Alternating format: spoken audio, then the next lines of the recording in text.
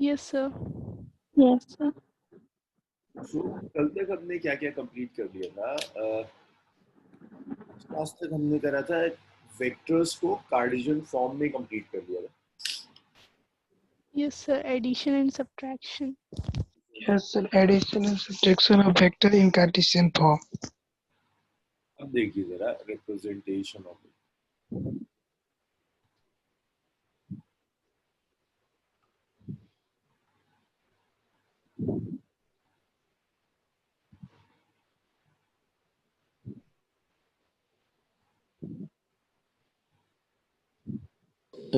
Sir हाँ उज़ैर यार, अभी हमारी एडवांस क्लास नहीं है. मैं तुम लोगों को मैसेज कर दूंगा. राहिब भी शायद उसी लिए आई होगी. सर मैं Yes, sir. ही नहीं हो पाएगी वैसे. मैं आप ठीक है, थोड़ी सी टाइमिंग में इश्यूज आ रहे हैं.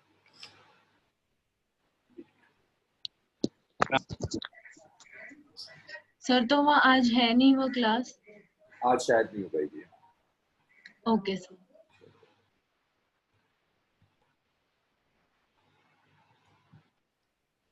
सर असाइनमेंट भेजने वाले थे ग्रुप में.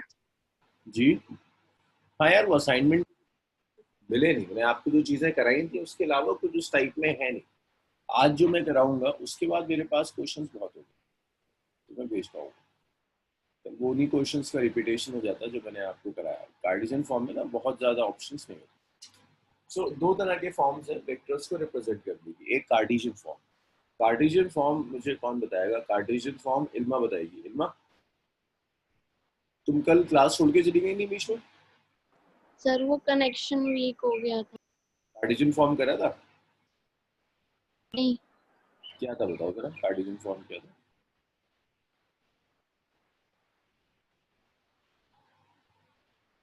मुझे नहीं पता, दोबारा बता दीजिए. इरशाद बता देगा. इरशाद जरा बता दो यार, कार्टेशियन फॉर्म का क्या मतलब था? अरे इरशाद. हेलो. हाँ, कार्टेशियन फॉर्म क्या होता है? वेक्टर्स को कार्टेशियन फॉर्म में जब एक्सप्रेस करते हैं, क्या मतलब है कार्टेशियन फॉर्म का?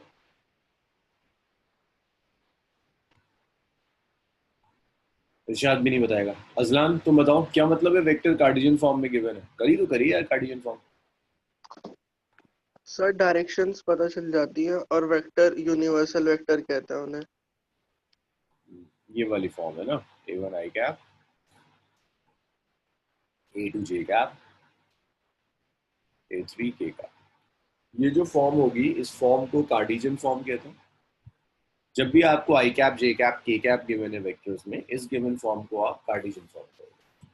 कार्टेशियन फॉर्म के बाद एक फॉर्म और होती है पोलर फॉर्म. पोलर फॉर्म में क्या होगा? आपको जो वेक्टर्स हैं उनके मैग्नीट्यूड्स गिवन होंगे और वेक्टर्स के बीच के एंगल्स गिवन. वेक्टर्स के बीच में अगर एंगल्स गिवन है तो आप उस फॉर्म को कहोगे that form is polar form. तो ये दो तरह की फॉर्म है. कार्टेशियन फॉर्म जब I cap, J cap, K cap unit vectors दिए. एक पोलर फॉर्म होगी जिस पोलर फॉर्म में दोनों वेक्टर्स के बीच का एंगल दिया हुआ है. Polar form. दो फॉर्म्स हो गई वेक्टर के बीच. अब पोलर फॉर्म में एंगल गिवन, जैसे अगर मैं आपसे कहता हूँ कि मेरे पास एक फोर्स F1, एक फोर्स F2, बीच में एंगल है 30 degree. So this is an example of polar form. आप कहोगे ये पोलर फॉर्म का एग्जांपल. इसे लिखिए. कुछ डेफिनेशंस हैं, इनफैक्ट बहुत सारी डेफिनेशंस हैं जो आपको भी करनी है. इतना लिखिए.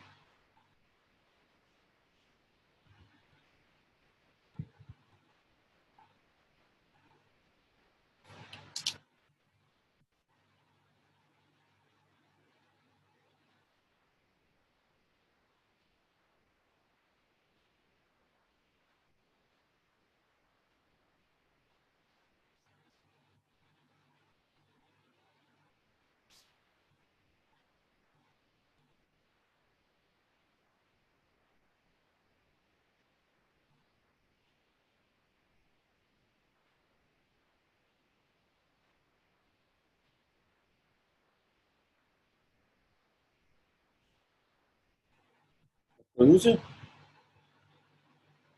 Yes, sir.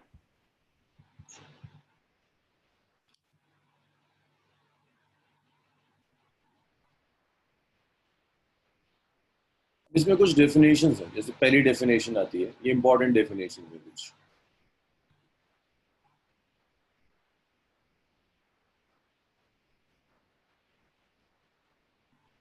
इन डेफिनेशंस में जो हम टर्म्स यूज कर रहे हैं बड़ी क्लियर होनी चाहिए। जैसे एक टर्म है इक्वल वेक्टर। अगर मैं आपसे कहता हूँ दो वेक्टर्स इक्वल है, दैट मीन्स उनके मैग्नीट्यूड इक्वल है और डायरेक्शन सेम है। Equal vector means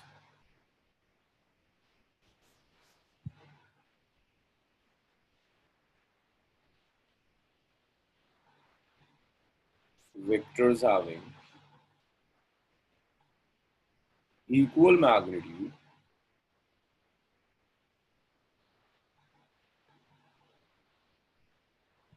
and same direction।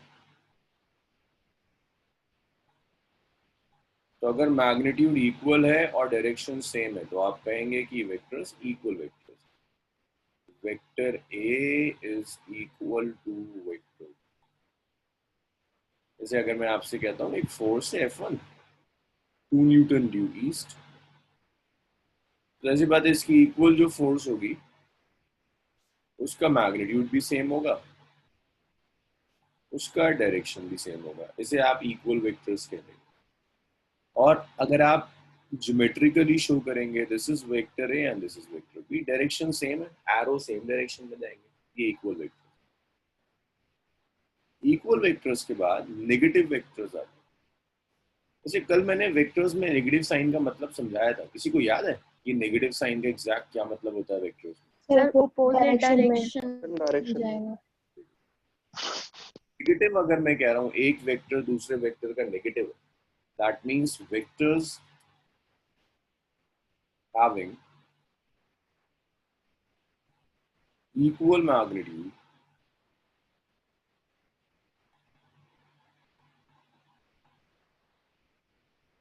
and opposite direction।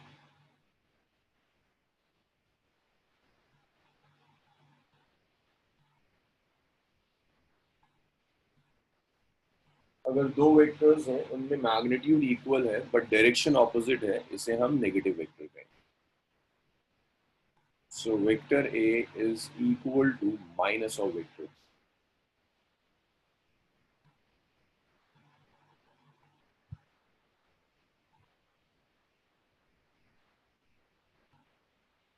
You can take this example. F1 is 2 Newton due east, F2 is 2 Newton due west। तो अगर आप देखो तो दोनों के मैग्नीट्यूड सेम है बट ऑपोजिट डायरेक्शंस में एक्ट कर रहे हैं, इसीलिए ये नेगेटिव वेक्टर। नेगेटिव वेक्टर्स के बाद एक कंडीशन और आती है जिसे हम कहते हैं पैरेलल वेक्टर। अब पैरेलल वेक्टर्स में मैग्नीट्यूड से फर्क नहीं पड़ता, मैग्नीट्यूड कुछ भी हो सकता है, जो फर्क पड़ता है वो डायरेक्शन से, कि डायरेक्शंस सेम होने चाहिए। So vectors having same direction.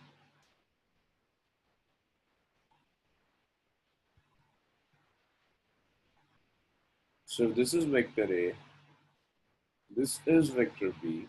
अगर इनके डायरेक्शन सेम है then they are parallel vectors। Between parallel vectors is 0 degree।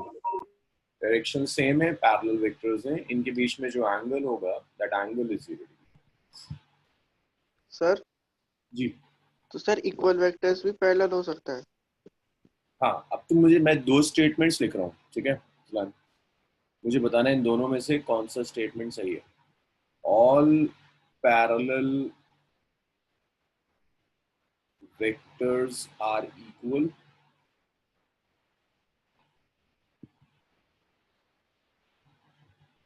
दूसरा स्टेटमेंट है all equal vectors are parallel. Sir बताओ। सेकंड वाला। Very good. हर सेकंड नंबर। इक्वल नहीं हो सकता क्योंकि पैरेलल में मैग्नीट्यूड पे कंडीशन नहीं है, लेकिन इक्वल वेक्टर्स जरूर पैरेलल होंगे क्योंकि मैग्नीट्यूड पर कंडीशन है। All equal vectors are parallel, ये तीसरी कंडीशन। पैरेलल वेक्टर्स के बाद नेक्स्ट है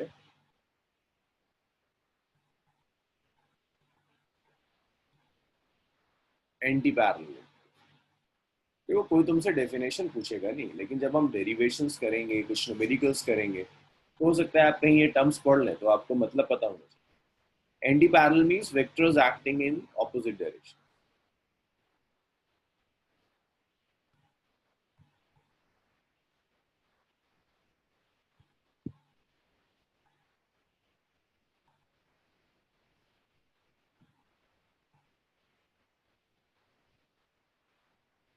ऑपोजिट डायरेक्शन।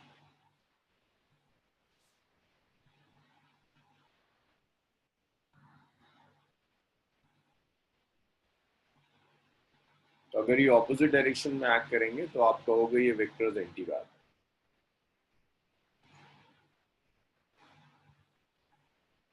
अच्छा एक बात बताइए, अच्छा ये तो लिख दो ना, और parallel vectors are not equal. क्या सारे नेगेटिव वेक्टर्स एंटी पैरेलल होंगे? Yes sir. All negative vectors are anti-parallel. अच्छा उल्टा कर दूं, ऐसा होगा कि all parallel vectors are negative, all anti-parallel vectors are negative? No, sir.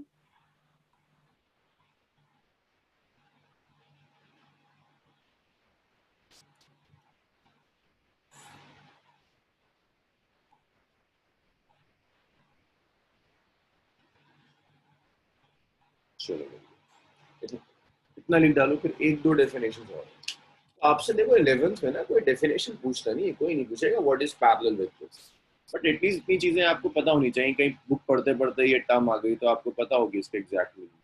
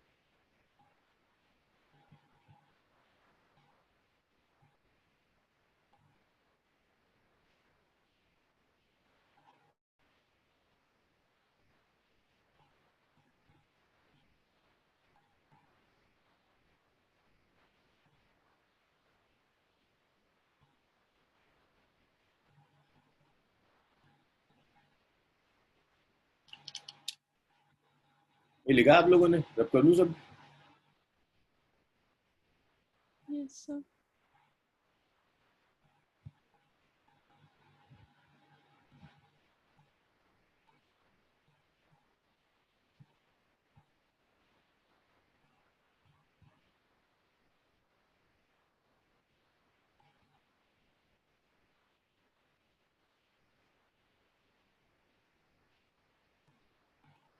चलिए इसको करते हैं।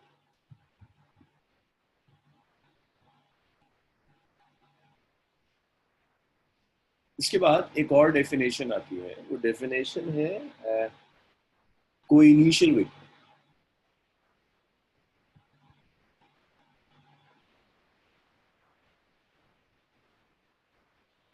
कोइनिशियल vector simple means vectors having same starting point.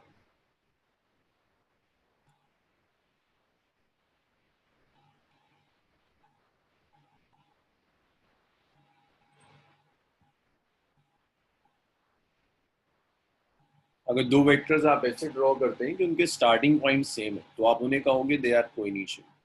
Like एक वेक्टर ये ड्रॉ किया आपने और एक ये वेक्टर ड्रॉ, सो इन दोनों ही वेक्टर्स में starting points exactly same. This is A, this is B, this angle is theta, ये स्टार्टिंग पॉइंट है, दोनों में स्टार्टिंग पॉइंट सेम है, इन्हें आप कहोगे कोइनिशियल वेक्टर्स। कोइनिशियल के बाद एक टर्म और आएगी, कोप्लेनर। कोप्लेनर का मतलब है vectors acting in same plane.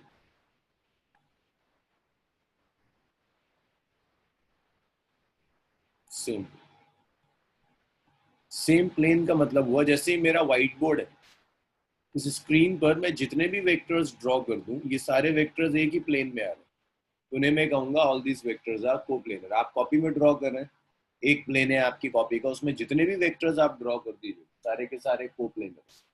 ये डेफिनेशंस लिखिए, फिर पैरेललोग्राम लॉ स्टार्ट करें।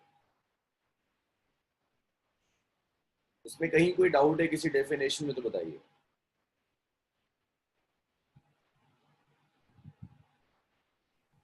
सर आपने जितने भी वेक्टर्स पढ़ाए वो सब कोप्लेनर हुए?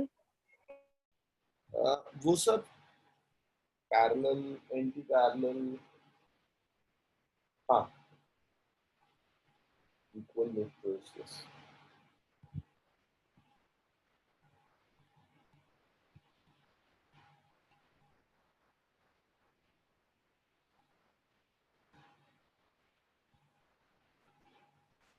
तो इतना आप लोग कर लें तो मुझे बताइए। अबे इरशाद, आ रहा है समझ में? Yes sir. Samiya, yes sir. ना आप लिख लें तो मुझे बताइएगा इसे रख कर।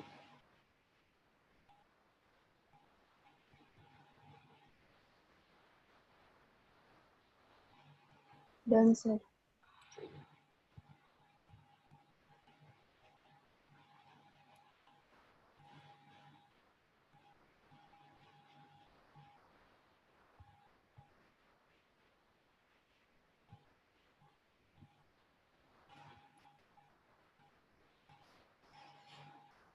कोप्लेनर के बाद अब देखिए, आपको सीखना है addition of vectors in polar form. Vectors अगर पोलर फॉर्म में दिए हुए हैं तो आप कैसे ऐड करें? Addition of vectors in polar form.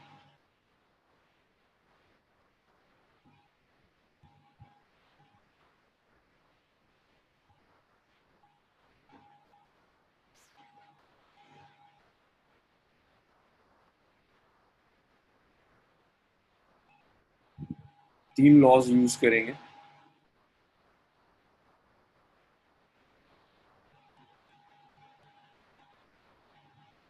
पहला है parallelogram law of vector addition.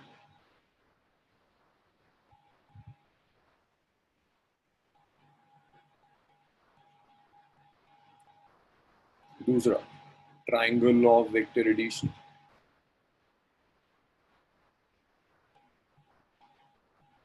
तीसरा है polygon law of vector addition. तो अगर वेक्टर्स पोलर फॉर्म में गिवन है तो इन तीन में से कोई एक लॉ आप यूज करो। तो देखिए जरा पैरेललोग्राम लॉ देखिए। अच्छा इतना लिखो यार, पैरेललोग्राम लॉ के लिए तो बहुत स्पेस चाहिए। कार्टेशियन फॉर्म के लिए किसी लॉ की जरूरत नहीं थी, डायरेक्टली आप वेक्टर्स को ऐड कर देते। बट अगर वेक्टर्स आपको पोलर फॉर्म में दिए हुए तो आपको लॉस की जरूरत है।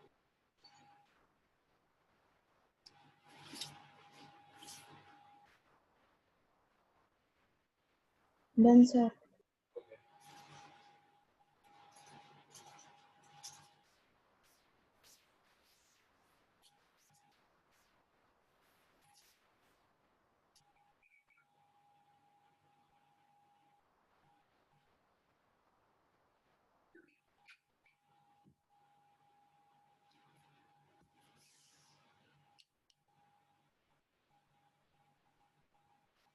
देखिए parallelogram law of vector addition.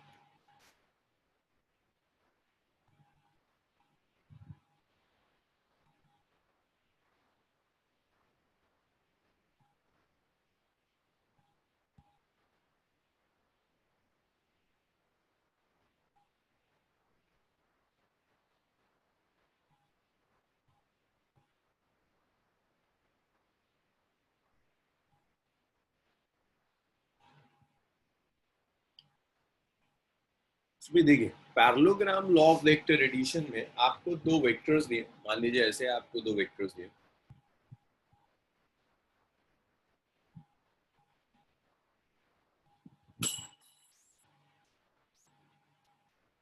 कहता है आप इन दोनों वेक्टर्स को ऐड कर दीजिए। पहले तो ये सीख लीजिए कि मान लीजिए ये 2 है और ये 3 है, तो a plus B 2 plus 3 equal to 5 ये नहीं होगा। आपने जो भी अलजेब्रा पढ़ा है वो यहाँ वैलिड नहीं होता, यहाँ अलग लॉज होते हैं ऐड सबट्रैक्ट मल्टीप्लाई करने के। तो ये बड़ा क्लियर होना चाहिए, कभी कोई ये बेवकूफ़ी ना करे कि उसे मैग्नीट्यूड्स गिवन है और उन्हें वो डायरेक्टली ऐड कर दे, ये बेवकूफ़ी कभी नहीं। अब इस वेक्टर्स को ऐड करेंगे कैसे? इन दोनों को ऐड करने के लिए एक रिजल्टेंट वेक्टर की जरूरत पड़ेगी। जब दोनों को ऐड करोगे तो ऐड करने के बाद एक रिजल्टेंट वेक्टर आएगा, R is resultant vector. So resultant कोई नई चीज नहीं है, आपने दो फोर्स ऐड करी, एक रिजल्ट आया, उसे रिजल्टेंट फोर्स कह दीजिए। दो वेलोसिटीज आपने ऐड करी, ऐड कर एक वेलोसिटी आई, उसे रिजल्टेंट वेलोसिटी कह दीजिए। और ये जो प्लस का साइन है, ये प्लस का साइन है वेक्टर से।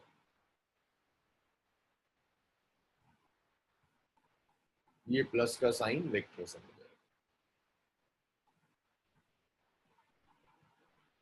सो ये आपका रिजल्टेंट वेक्टर की कहानी है।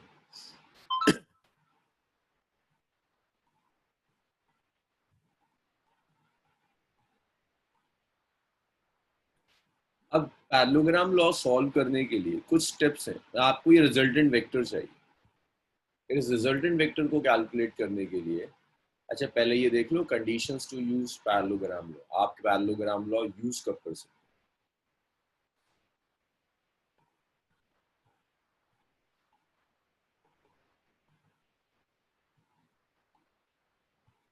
So, इस पैरेललोग्राम लॉ को यूज करने की दो कंडीशंस हैं।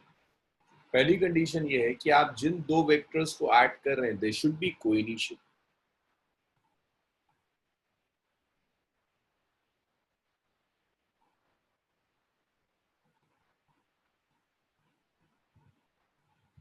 दूसरी कंडीशन, एक टाइम पर दो ही वेक्टर्स के साथ डील करेगा, मोर देन टू वेक्टर्स के साथ एट अ टाइम ये डील नहीं कर सकता। It can deal with only two vectors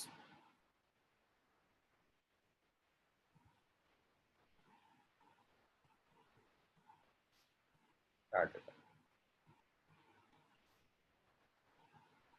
एक टाइम पर सिर्फ और सिर्फ दो वेक्टर्स के साथ डील कर सकता है, दो से ज्यादा वेक्टर्स के साथ ये डील नहीं करेगा। So this is it,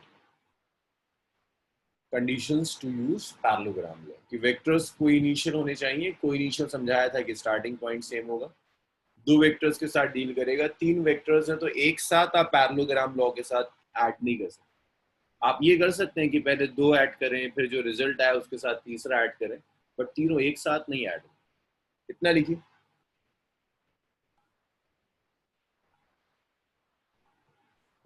sir sir ये पैरेललोग्राम लॉ दोबारा बता देंगे जी सर? पैरेललोग्राम लॉ सर मैंने अभी ज्वाइन किया है। अच्छा, पैरेललोग्राम लॉ तब यूज करते हैं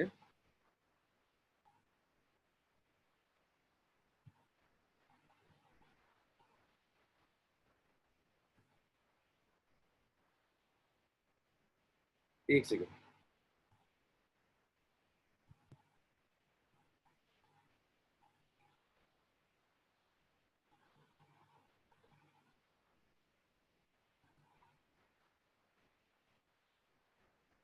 देखिए parallelogram law of vector addition को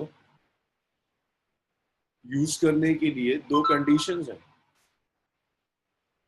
पहले तो इसे आप तब यूज करेंगे जब आपका वेक्टर्स पोलर फॉर्म में दिया हो। दो कंडीशंस है इसे यूज करने की। पहला है जो वेक्टर्स होने चाहिए वो कोइनिशियल हो, स्टार्टिंग पॉइंट सेम हो। दूसरा ये सिर्फ दो वेक्टर्स के साथ डील कर सकता है एट अ टाइम।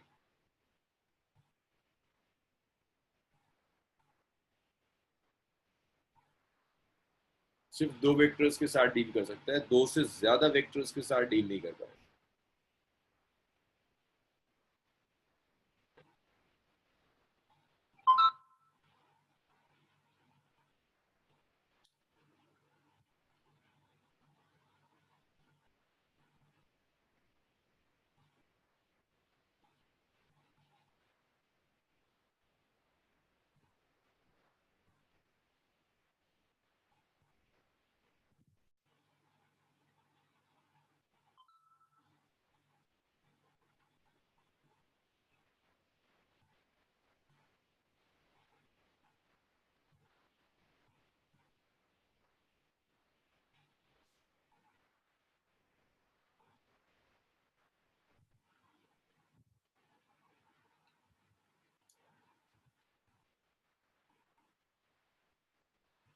चलिए इसको मैं रख कर रहा हूँ।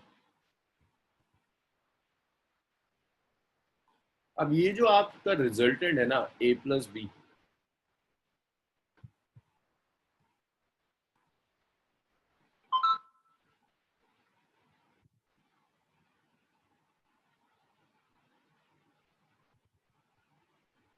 ये जो प्लस का साइन है, ये प्लस का साइन वेक्टर सम है, इसको वेक्टोरिकली ऐड करना। तो इसको वेक्टोरिकली ऐड करने के लिए 3 स्टेप्स हैं। पहला है स्टेप 1, ज्योमेट्रिकल कंस्ट्रक्शन।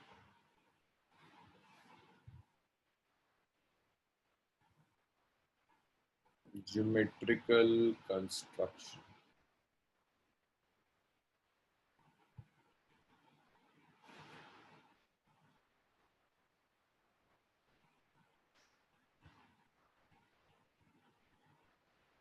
आपने वेक्टर ए लिया, दूसरा वेक्टर बी लिया, this is vector A, this is vector B, और इन्हें रख दिया एक दूसरे के रिस्पेक्ट में किसी एंगल थीटा की।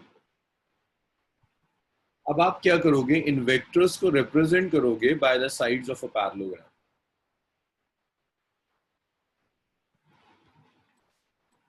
This is vector A, this is vector B. आप इन्हें पैरेललोग्राम की साइड से रिप्रेजेंट करेंगे। तो पैरेललोग्राम की साइड से रिप्रेजेंट करने के लिए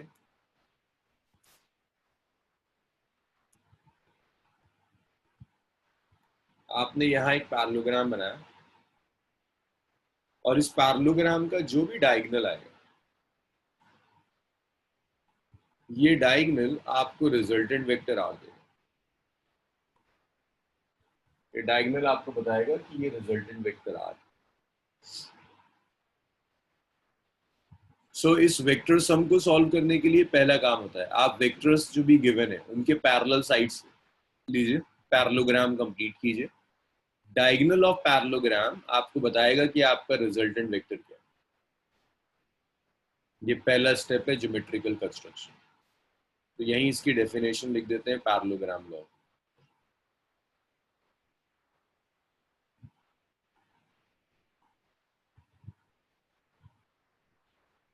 Two vectors acting at a point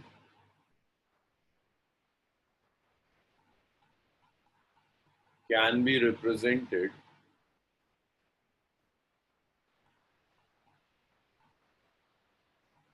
by sides of parallelogram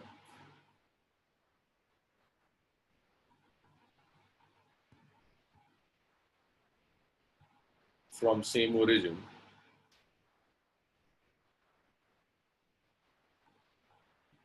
then their resultant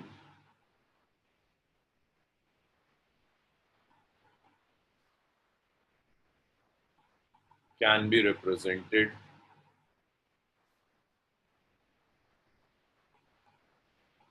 by diagonal of parallelogram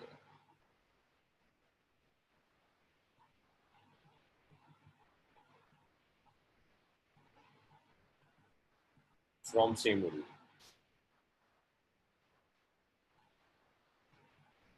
तो ये तो पहला स्टेप है ज्योमेट्रिकल कंस्ट्रक्शन की। आपको हमेशा पैरेललोग्राम लॉ में हर वेक्टर को पैरेललोग्राम की साइड से रिप्रेजेंट करना है, रिजल्टेंट को डायगोनल से रिप्रेजेंट करना है, और आपका मोटिव है किसी तरह से आप ये रिजल्टेंट कैलकुलेट करें। तो देखो इससे फायदा ये होता है कि अभी जो प्रॉब्लम थी ना वेक्टर की कि रिजल्टेंट कैलकुलेट करना था, वो प्रॉब्लम अब तुम्हारी बन गई ज्योमेट्री की प्रॉब्लम, जिसमें पैरेललोग्राम की साइड्स पता है, पैरेललोग्राम का डायगोनल निकालना। ये क्लास 9th या क्लास 10th में आप लोग करते हैं कि पैरेललोग्राम के डायगोनल की लेंथ कैसे निकाली जाती है। ये बिल्कुल ऐसी प्रॉब्लम है कि मैं तुमसे कहूँ ये 3 मीटर की साइड है, ये 4 मीटर की साइड है, और ये एंगल है तुम्हारा 60 डिग्री। मुझे बता दो डायगोनल की लेंथ क्या होगी। प्योर ज्योमेट्री की प्रॉब्लम बन जाए। इतना लिखिए, फिर इसको ड्राइव करें। फिर स्टेप 2 करते हैं कि डायगोनल की लेंथ निकालेंगे कैसे, और जो भी डायगोनल की लेंथ होगी वही आपका रिजल्टेंट। इतना लिख लीजिए।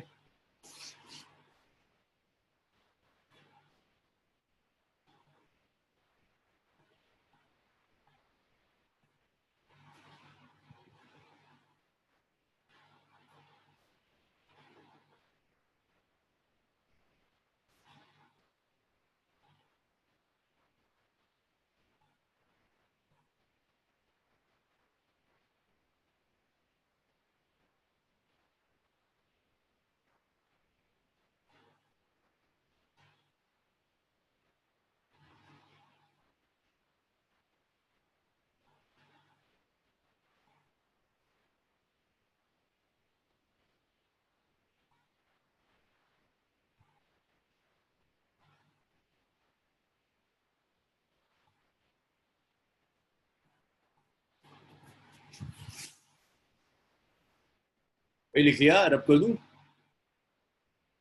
Yes, sir. चलिए साजिद, हुआ ये? Yes sir.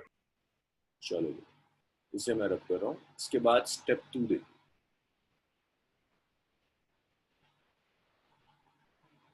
स्टेप नंबर 2 में आपको कैलकुलेट करना है मैग्नीट्यूड। फिर से बनाओ इस पैरेललोग्राम को।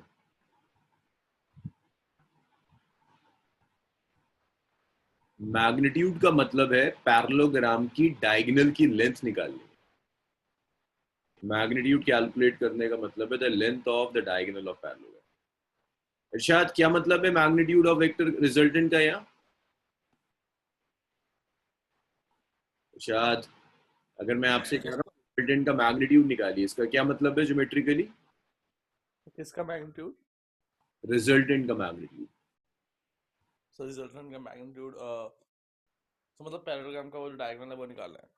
हाँ, डायगोनल की लेंथ कैलकुलेट करनी है। तो भाई ये आपका पैरेललोग्राम है। हर साइड एक वेक्टर रिप्रेजेंट कर रही है। ये वेक्टर ए है, ये वेक्टर बी है, ये डायगोनल आर, ये एंगल थीटा है। अब मुझे राइट एंगल ट्राइंगल बनाना है। मैंने इसको आगे एक्सटेंड किया, ऊपर से एक नॉर्मल ड्रॉप कर दिया।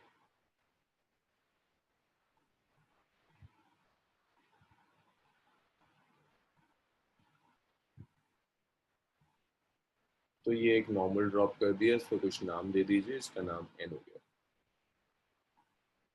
तो ये साइड P है, ये साइड Q है, ये साइड S है, ये साइड T है और ये N। अगर ये थीटा तो देखिए ये भी थीटा होगा, कोरस्पॉन्डिंग एंगल से हर हाल में इक्वल है। सो अब यहाँ पर सो ये पूरा थीटा है ना उस पैरेललोग्राम में? जी पूरा एंगल। अब P, आपको ये PS साइड किसी तरह से कैलकुलेट करना है। तो देखिए साइड PQ और ये साइड TS, दोनों का मैग्नीट्यूड इक्वल है। दोनों इक्वल है मैग्नीट्यूड ऑफ वेक्टर ए के, और इसे आप लिख सकते हैं this is A, it's first equation. PT और QS दोनों का मैग्नीट्यूड इक्वल है, वेक्टर B के मैग्नीट्यूड के इक्वल है, और इट्स बीट्स टू। ये जो PS है ये वेक्टर R के मैग्नीट्यूड के इक्वल है, which is equal to 30।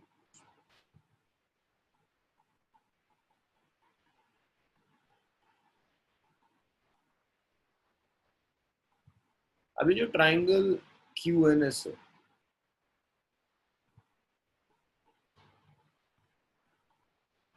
Triangle QNS में अगर ये PTB है तो QS भी B हो जाएगा। आप यहां से साइन थीटा कैलकुलेट कर सकते हैं। साइन थीटा होगा आपका perpendicular upon hypotenuse, SN over QS। आपका साइन थीटा आ जाएगा इट्स SN डिवाइडेड बाई, आपका यहां से SN आ जाएगा B sine theta. That's first equation. इसी तरह से अगर आपको QN चाहिए तो cos थीटा आ जाएगा। cos theta is base QN upon hypotenuse which is QS।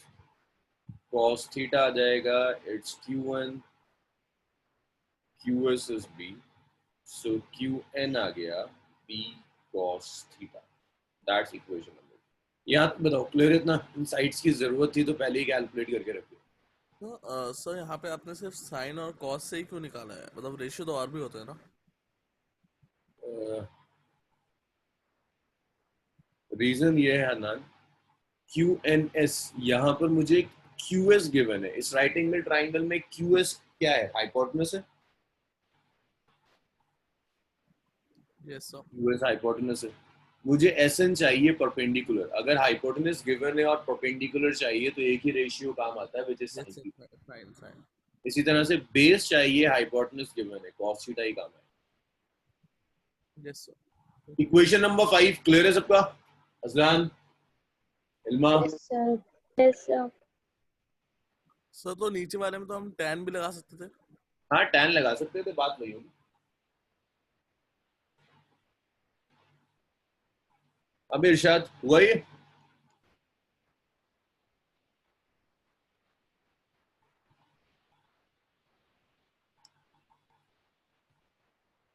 चलिए नेक्स्ट देखिए। अब आप एक काम करिए, आप ट्राइंगल ले लीजिए PNS।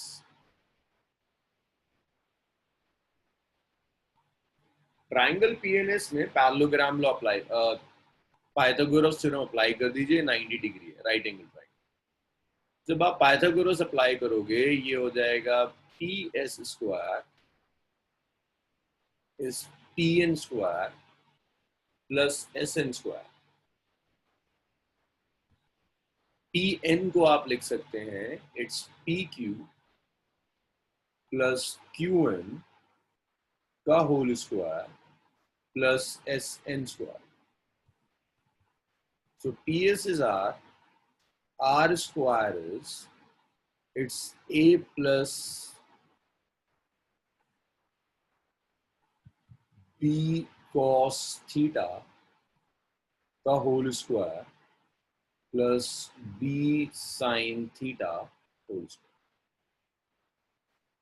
So R स्क्वायर आ गया, it's A square B square cos square theta plus 2AB cos theta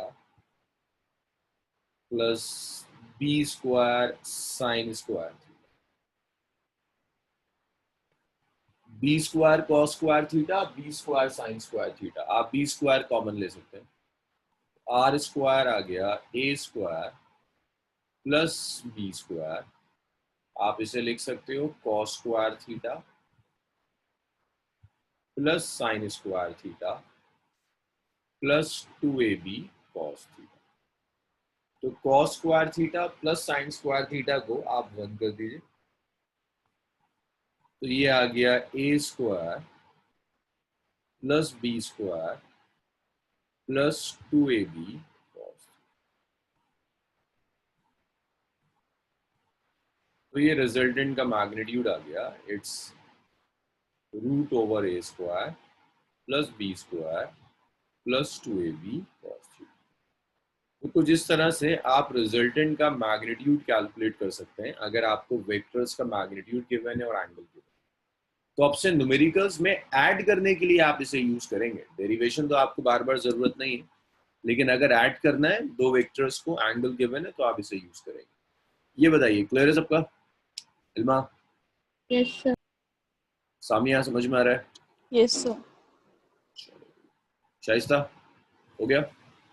Yes, sir. चलो बच्चों लिखो, डाउट हो तो बताना मुझे, क्योंकि ये आप बार बार यूज करेंगे इस चीज को थ्रू आउट द सिलेबस, आप इसे यूज करेंगे।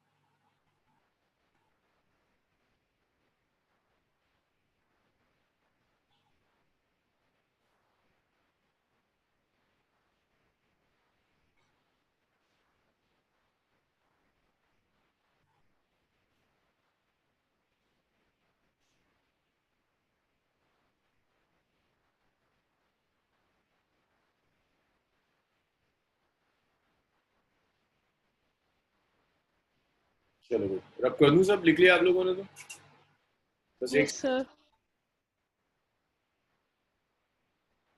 अब देखिए एक लास्ट स्टेप बचता है एंड इट स्टेप 3 जिसमें आप डायरेक्शन कैलकुलेट करो।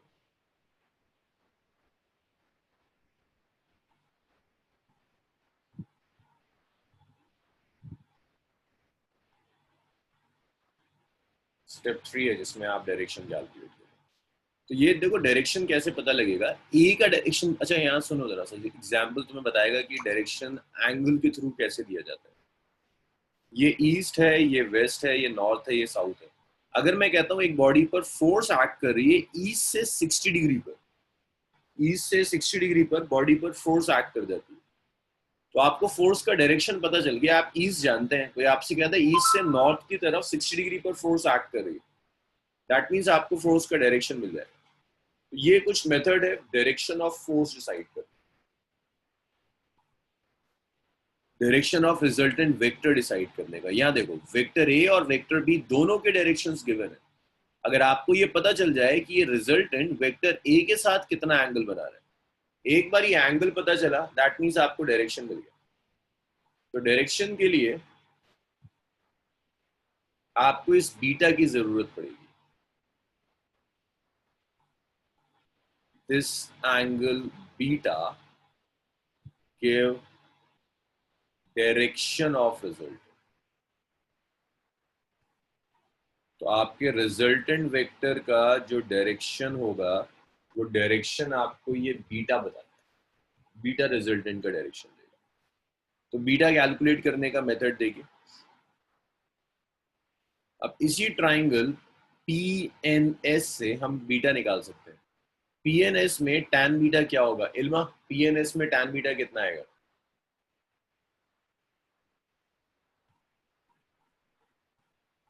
B sin theta divided by A plus B cos theta. अरे पूरा ड्राइव ही करके बता दिया।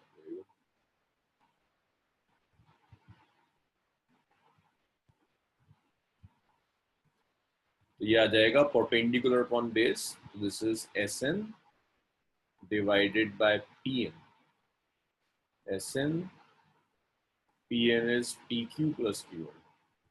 This is equation number 7.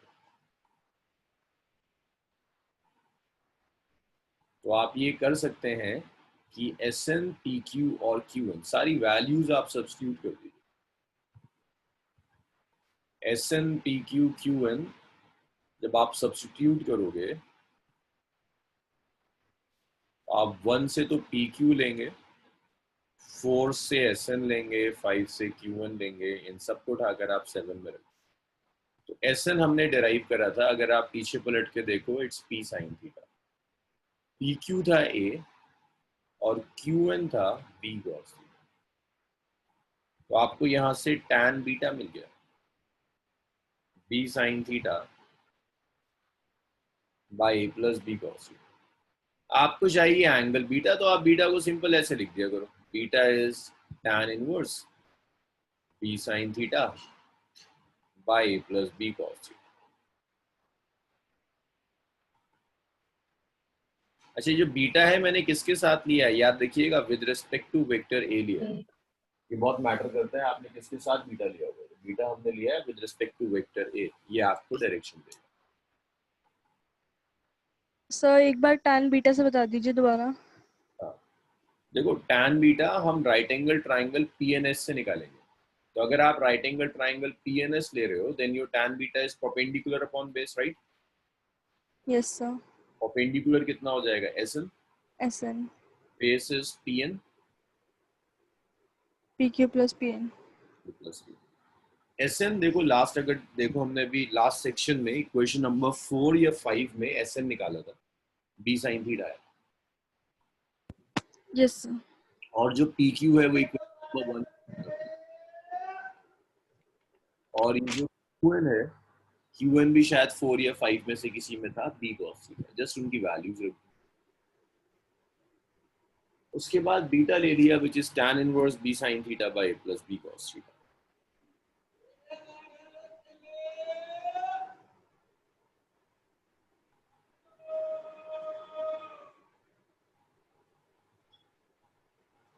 चलिए इतना लिखिए।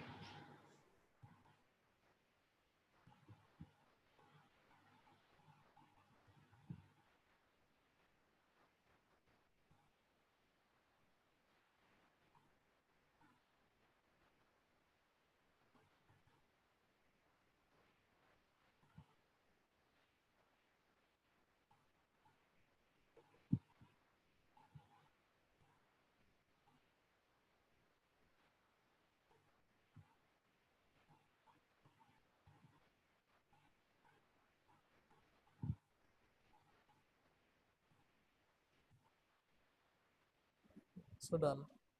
चलिए भाई लिख लिया सबने, रब कर दूं इसे?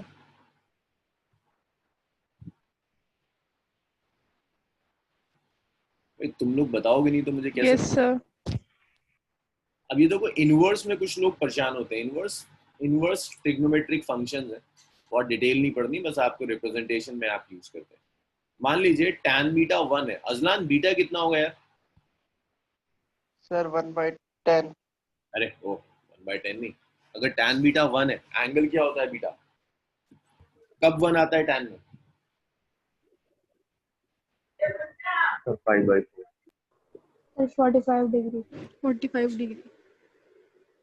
तुम इसे ऐसे लिख सकते हो, इसे ऐसे लिख दो tan इनवर्स 1, और वो tan इनवर्स 1 कितना है? 45 डिग्री। अगर मैं तुमसे कहता हूँ कि tan बीटा √3 है, तुम्हें पता है बीटा कितना होना चाहिए? 60 डिग्री। 60 डिग्री। इमीडिएट स्टेप आ जाएगा जिसे तुम लिख दोगे tan इनवर्स √3। इसे कहते हैं inverse trigonometric function. Inverse trigonometric function, ये इनवर्स ट्रिग्नोमेट्रिक फंक्शन है कि अगर tan बीटा √3 आ गया तो बीटा होगा tan इनवर्स √3। tan बीटा अगर 1 आ गया तो बीटा आ जाएगा tan inverse 1 which is 45 degree. तो beta is inverse trigonometric function. Intermediate method है इसे लिखने का। अब अगर आपको मैं कह दूं tan बीटा आ गया 5/6 आ गया, तुम्हें नहीं पता एंगल क्या होता है, तुम इसको सिर्फ यही छोड़ दो, tan इनवर्स 6 छोड़ दो, यही आंसर होता है। तो इसीलिए मैंने इसको यहाँ छोड़ दिया, beta is tan inverse b sin theta by a plus b cos theta. इसकी बहुत ज्यादा टेंशन नहीं लेने की है क्या चीज, इतना लिख लीजिए।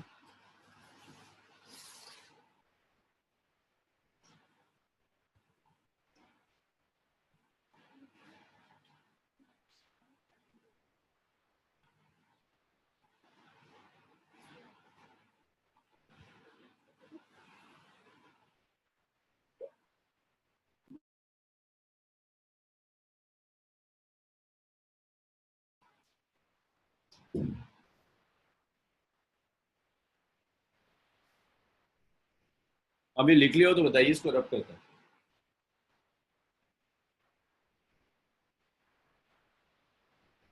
Done sir.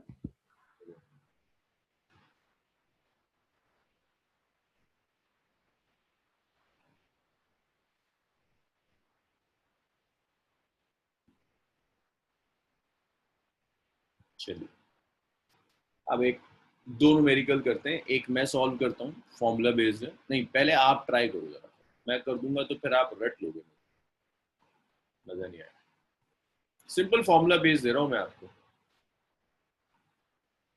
पहले आप करोगे फिर मैं सॉल्व करूंगा। और याद रखना आगे से वेक्टर एडिशन ऐसे ही होगा। F1 है आपका से 2 न्यूटन, F2 है आपका से 1 Newton, angle between them is 60 degree. Calculate F which is F1 plus F2। सारे स्टेप्स करना, फर्स्ट स्टेप ज्योमेट्रिकल कंस्ट्रक्शन यही कंप्लीट कर लेना, चाहे बिना इसका पैरेललोग्राम कंप्लीट करे हुए कोई मतलब नहीं है।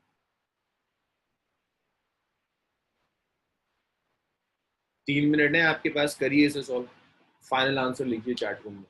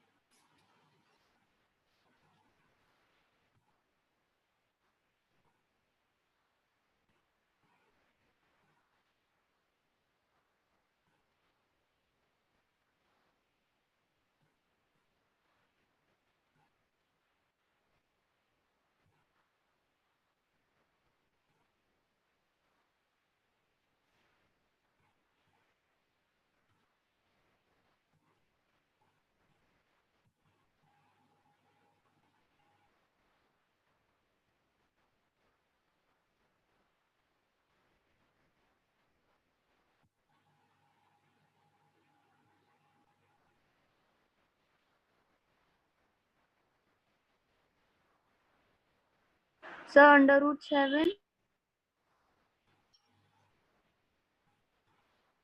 जी बताइए। Under root 7. √7 हो गया, लिख दो बच्चे। साजिद का आया, अब्दुल हन्नान, फातिमा, भी 1 मिनट और है।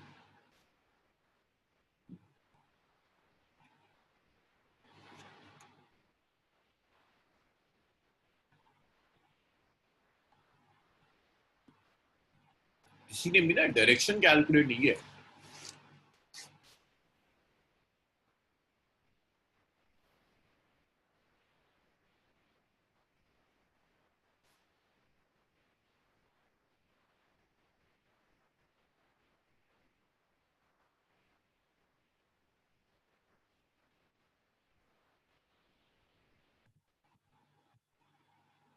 भाई बिना डायरेक्शन के वेक्टर्स का कोई मतलब नहीं है। मतलब में ऐसा है कुछ, मैं तुमसे कहूँ कि गाड़ी लो और 10 किलोमीटर निकल जाओ, ये ना बताऊं कहाँ जाना है, बेवकूफी नहीं हो जाएगी? देखो भाई, √7 शायद सही है, लेकिन जब तक आप डायरेक्शन स्पेसिफाई नहीं करेंगे वेक्टर कंप्लीट नहीं हुआ। चलो अब्दुल सर हन्नान कर रहे हैं, रुक जाइए।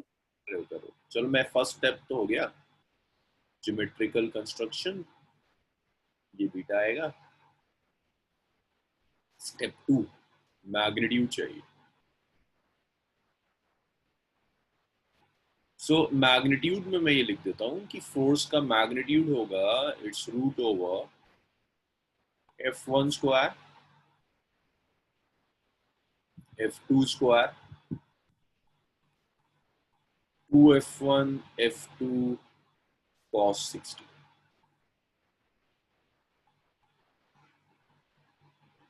F1 is 2 square, F2 is 1 square, 2 into 1 into 2 cos 60 is half।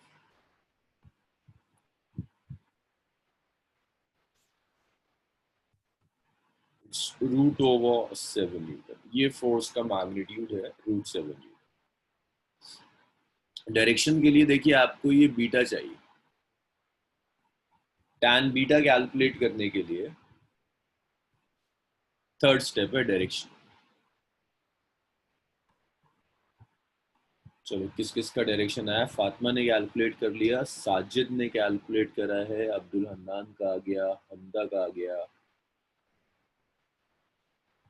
देखो डायरेक्शन जब कैलकुलेट करते हैं ना तो एक फंडामेंटल प्रॉब्लम में फंसोगे। सुनो सुनो, उस प्रॉब्लम को देख लो कि तुम अटकोगे कहाँ। It's b sin theta over a plus b cos theta. बस तुम्हें यहां डिसाइड करने में परेशानी आएगी कि F1 और F2 में a और b कौन सा। देखो क्या क्या हो सकता है, गलत हो जाएंगी कहानियां बिल्कुल अगर आप F1 F2 अलग ले लो।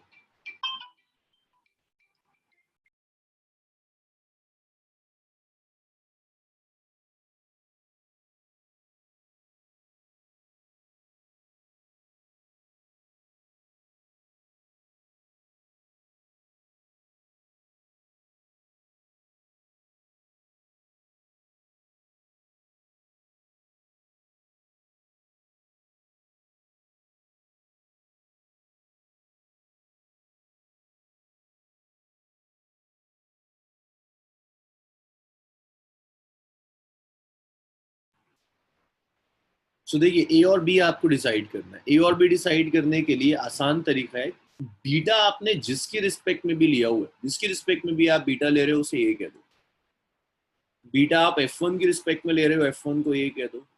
दूसरा वाला जो वेक्टर है उसे आप बी कह दो। जिस वेक्टर की रिस्पेक्ट में भी आप बीटा ले रहे हैं वो ए है और दूसरा वाला बी हो जाएगा। तो बीटा आपने लिया है F1 की रिस्पेक्ट में, तो आप लिखोगे A is F1 and F2 is B। मैं दोबारा रिपीट कर रहा हूँ, बीटा हमेशा वेक्टर ए के साथ लेते हैं। जिसके साथ भी आप बीटा लोगे उसे आप ए कह दोगे, दूसरा वाला बी हो जाएगा। तो आपके लिए ए है F1, बी है F2। tan beta is F2 sin 60। सो हमेशा जो बेस है उसके अलोंग लेंगे ना बीटा? नहीं, जरूरी नहीं, आप इसके साथ भी ले सकते हैं। लेकिन अगर आप इसे बीटा कहोगे तो ये ए हो जाएगा, ये बी हो जाएगा। बीटा की चॉइस आपके हाथ में, लेकिन एक बार आप बीटा लेंगे तो फिर ए और बी चेंज हो जाता है।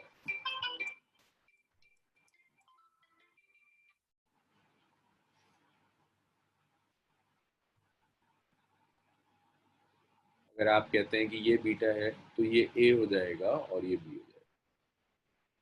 बीटा के अकॉर्डिंग ए और बी चेंज हो जाएगा।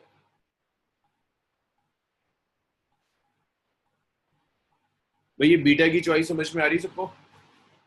जिसके साथ आप बीटा डिफाइन करेंगे वो वेक्टर ए है। सो आप वैल्यूज रख दीजिए। f2 कितना है? f2 है 1, sin 60 होता है √3/2, f1 है 2, f2 है 1, cos 60 है हाफ।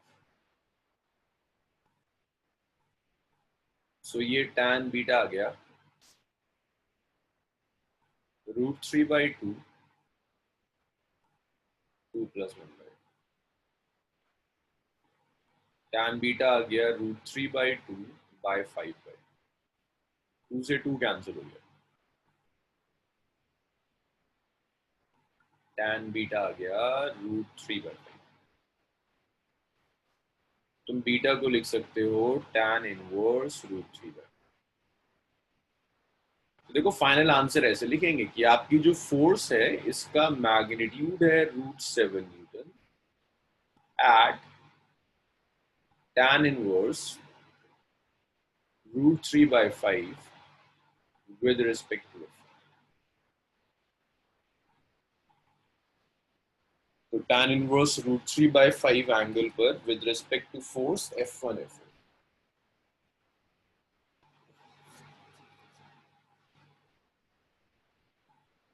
बताइए क्लियर हुआ ना?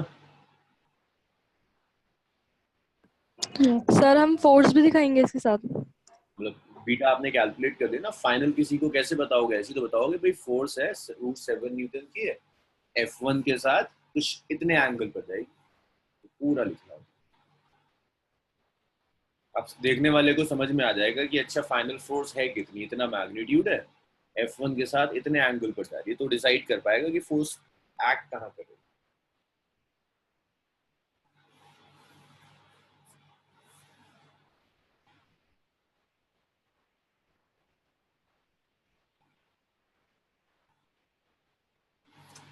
चलिए रब कर दूं इसे। तो ये सही किस किस का था? अब्दुल हन्नान का सही था, सामिया भी ठीक कर रही थी, अजलान ठीक है, फातिमा ठीक है, हमदा का ठीक था आंसर, रशाद का ठीक है, मरियम भी ठीक कर रही थी, साजिद, हमदा, फातिमा का शुरू में गड़बड़ था। चलो तो आप में से सब सीख गए है ना? अब ये देखो लेंदी है ना, अगर तुम्हें न्यूमेरिकल्स मतलब ये तुम्हारा एडिशन है। आज से हम वेक्टर्स कर रहे हैं, लॉज ऑफ मोशन में अभी प्रॉब्लम्स आएंगी जहां पर आएगा वेक्टर को ऐड करना। ऐड करने के लिए पूरी कहानी यूज करनी। कुछ केसेस होते हैं स्पेशल केसेस जहां ये कैलकुलेशन थोड़ी सी रिड्यूस हो जाती है, आसान हो जाती है कैलकुलेशन। वो केसेस देखिए। इसे रब कर दूं मैं? Yes sir. 100% समझ में आ रहा है ना? ऐसा तो नहीं कुछ आप स्किप हो रहा हो? सबको आ रहा है। चलो नेक्स्ट देखिए। इसके बाद नेक्स्ट है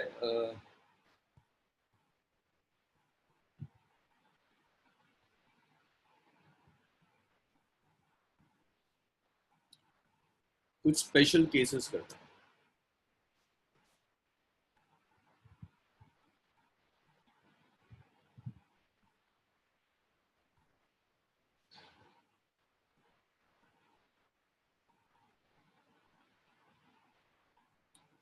तो स्पेशल केसेस में पहला केस आता है कि अगर वेक्टर्स पैरेलल हैं तो क्या होगा।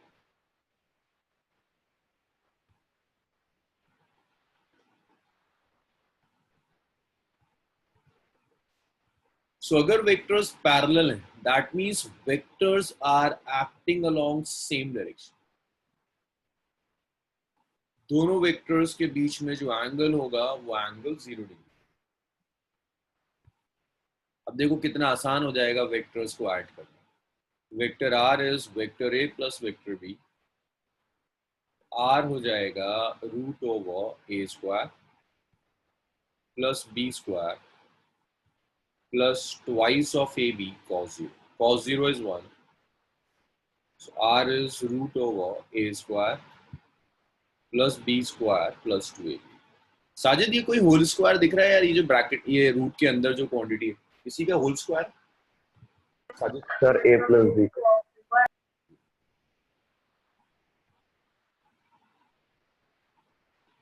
ये कैंसिल हो गया, आर आ गया a प्लस, ये रिजल्टेंट का मैग्नीट्यूड है a प्लस। अगर वेक्टर्स पैरेलल, सो देखो हम करने चले थे वेक्टोरिकली ऐड, फाइनल आंसर आ गया एल्जेब्रिक एडिशन, कि अगर वेक्टर्स पैरेलल हैं तो आप वेक्टोरिकली ऐड करें या एल्जेब्रिकली ऐड करें, रिजल्ट सेम आएगा। डायरेक्शन की भी फिक्र नहीं करनी, जहां ए और बी जाएगा वहीं आर जाएगा।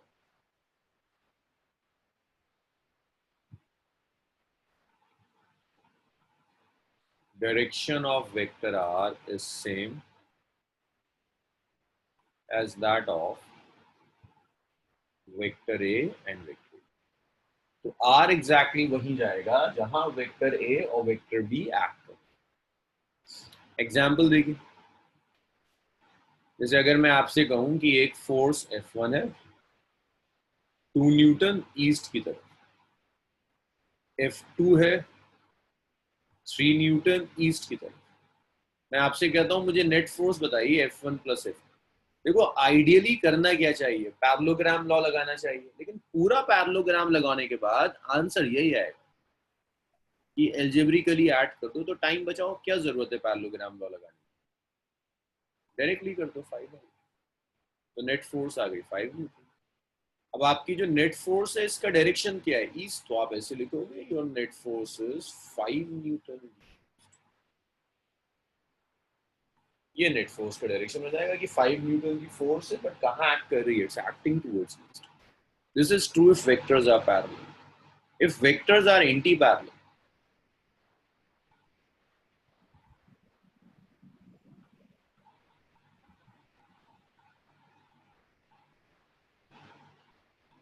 अगर वेक्टर्स एंटी पैरेलल हैं, so this is vector A, this is vector b, angle between them is 180।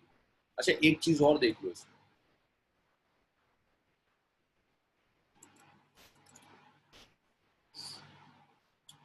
अब आप ऐसे लिख सकते हो कि ये लिखा था ना मैंने, r is a plus B आ गया था भाई, r मैग्नीट्यूड है ना, इसे लिख सकते हो r का मैग्नीट्यूड इज a का मैग्नीट्यूड प्लस b का मैग्नीट्यूड। r को क्या लिख सकते हैं, वेक्टर r को लिख सकते हैं vector a plus vector b, तो ऐसे लिख सकते हो vector a plus vector b is mod of vector a plus mod of vector b। ये मुझे सामिया बताएगी, सामिया ये कौन सा सम है, वेक्टर सम या एल्जेब्रिक सम? Sir vector. बच्चे समझदार हैं। और ये सर ये अलजेब्रिक।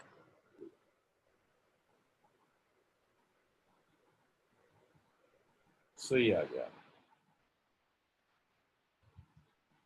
तो ये हमेशा ट्रू नहीं होता, ये इन जनरल तो पूरा पैरेललोग्राम लॉ लगाना होगा मैग्नीट्यूड निकालने के लिए, ये सिर्फ तब ट्रू होगा, ये 1 मार्कर क्वेश्चन होगा।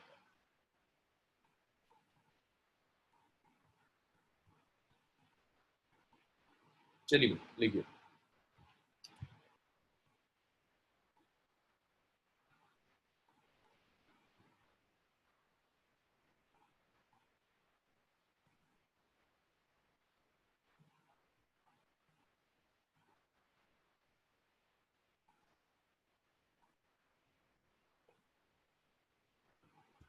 सर ये जो है जब एंटी पैरेलल होगा तब भी अप्लाई नहीं होगा ये? नहीं तब भी अप्लाई नहीं होगा, बिल्कुल नहीं होगा।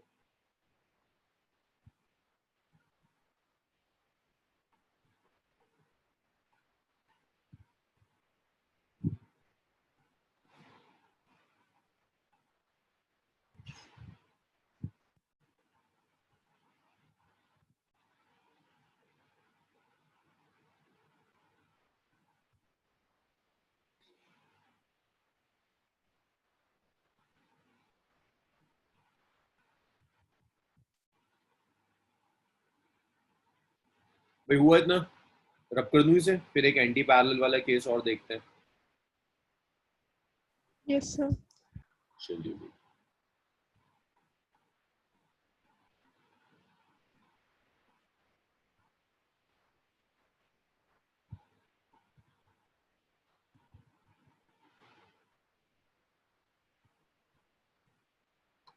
चलिए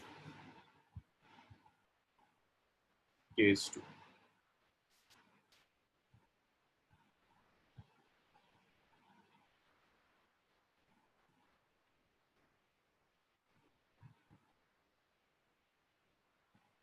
एंटी पैरेलल वेक्टर्स, अगर वेक्टर्स एंटी पैरेलल,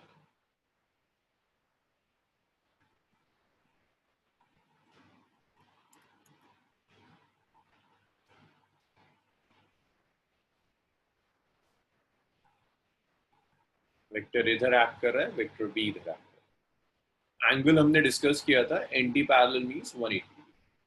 आपको वेक्टर्स को ऐड करना है, vector a plus vector b. अब सबको दिखता होगा this is vector sum. Parallelogram law लगाकर जब हम मैग्नीट्यूड कैलकुलेट करेंगे, it's a square plus B square plus 2ab cos 180 degree.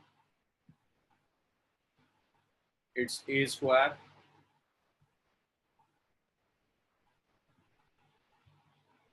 Root over A square plus B square plus 2ab cos 180 is minus.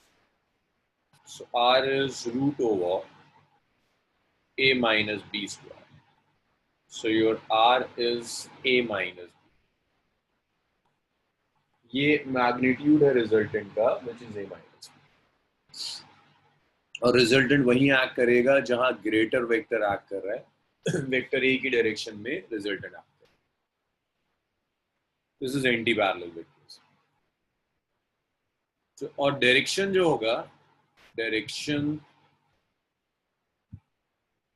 of resultant vector r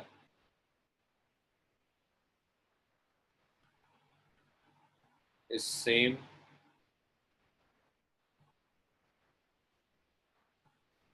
as that of greater one.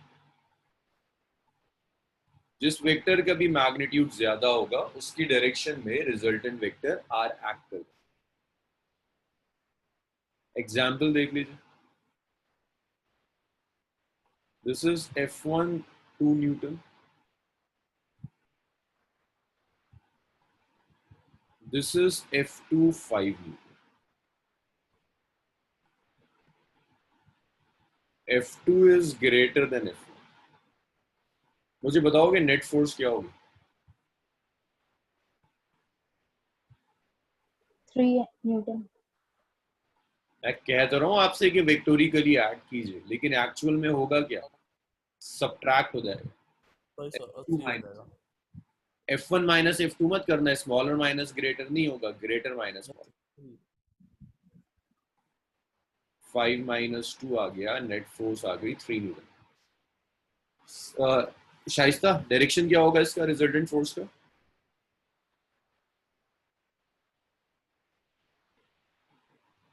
Shaista, direction Okay. कहाँ? Due हाँ, उसके आगे due west, west. Greater vector जहां होगा उसकी तरफ जाए, due waste. तो यहां भी तुम ऐसे लिख सकते हो कि तुम कर रहे थे वेक्टोरिकली ऐड, हो गया ये अलजेब्रिकली सबट्रैक्ट। और ये सिर्फ तब वैलिड होगा जब वेक्टर्स आर एंटी पैरेलल।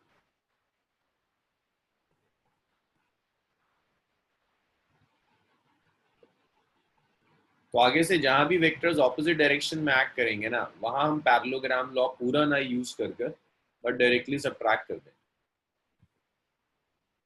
चलो जल्दी से लिखो, फिर एक आखिरी केस और।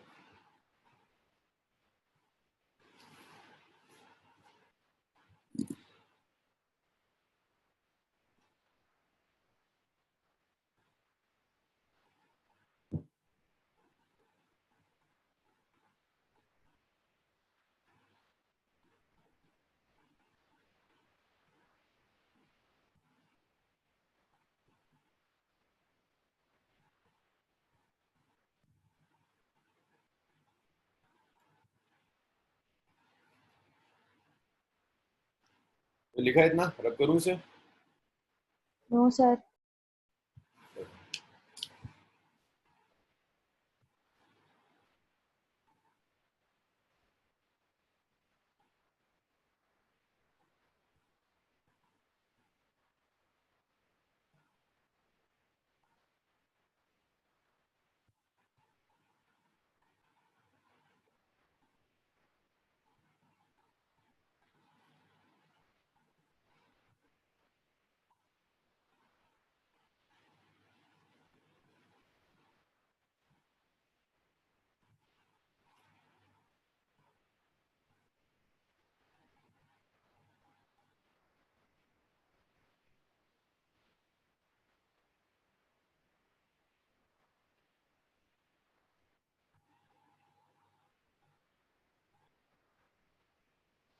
चलिए इसको मैं रब करूँ।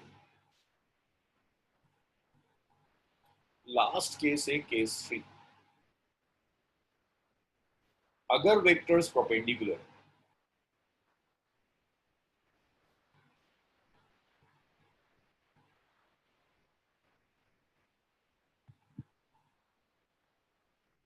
सो एक वेक्टर ये हो गया, एक वेक्टर ये हो गया, ये वेक्टर ए है, ये वेक्टर बी है, एंगल 90 डिग्री, आपको ऐड करना है, resultant is a plus B.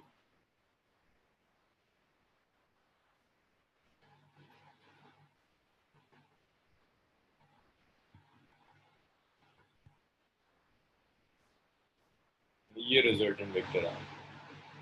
तो आप ऐसे लिख सकते हो, आर का मैग्नीट्यूड हो जाएगा A square plus B square plus 2ab cos 90। cos 90 is 0, तो आप आर को लिख सकते हैं it's root over A square plus B square. जब आप एंगल लेंगे, दिस इज बीटा, आप लिख सकते हो tan beta is b sin 90 by a plus b cos 90। Sin 91 cos 90 0, so tan beta is b by a, beta is tan inverse b by a।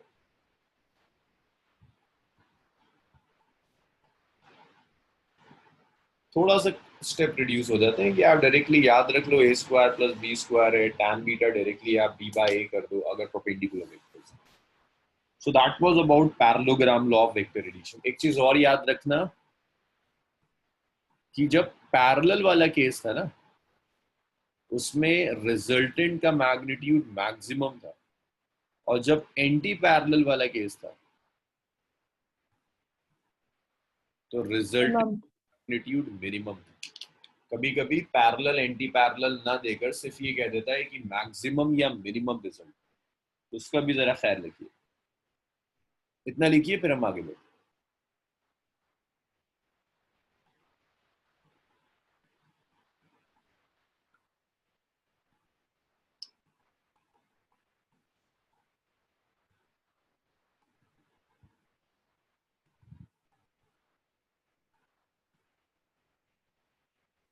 Sir ये आपने last में क्या बताया है? मैंने बताया जब हमने पैरेलल वाला केस किया था ना अभी, वेक्टर्स आर पैरेलल, तो वहां जो रिजल्टेंट होता है वो मैक्सिमम होता है। तो मैं इसको चलो और डिटेल लिख देता हूँ।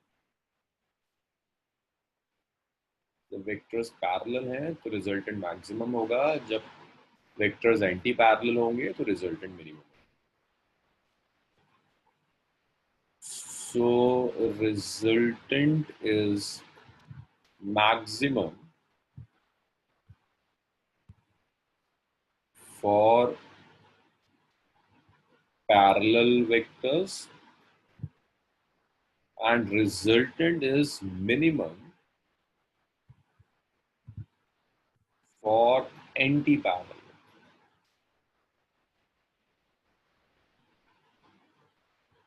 चलिए लिखिए।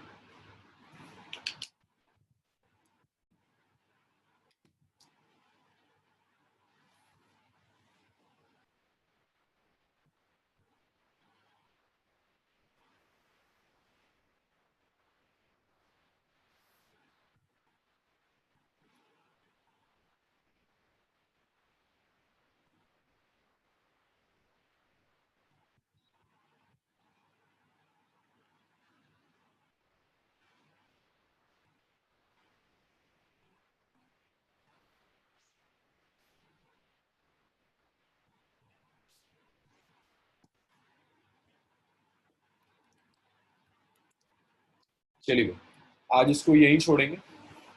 सो हम इसी तरह से चलेंगे, सैटरडे संडे आपका धीरे धीरे बैकअप होता रहेगा और वीकडेज में आप जहां आ रहे हैं वहां से आप सिलेबस आगे लेके तो विद इन अ मंथ और इन हाफ 1.5 मंथ आपका बैकअप पूरा हो जाएगा और आप फर्स्ट बुक भी आपकी तब तक इंशाल्लाह कंप्लीट हो जाएगी। चलिए आज यहीं छोड़ते हैं, इसे कल कंटिन्यू करें। सर जी हमदा, सर आपने ग्राफ की टाइमिंग्स के लिए कहा था। मैं आपको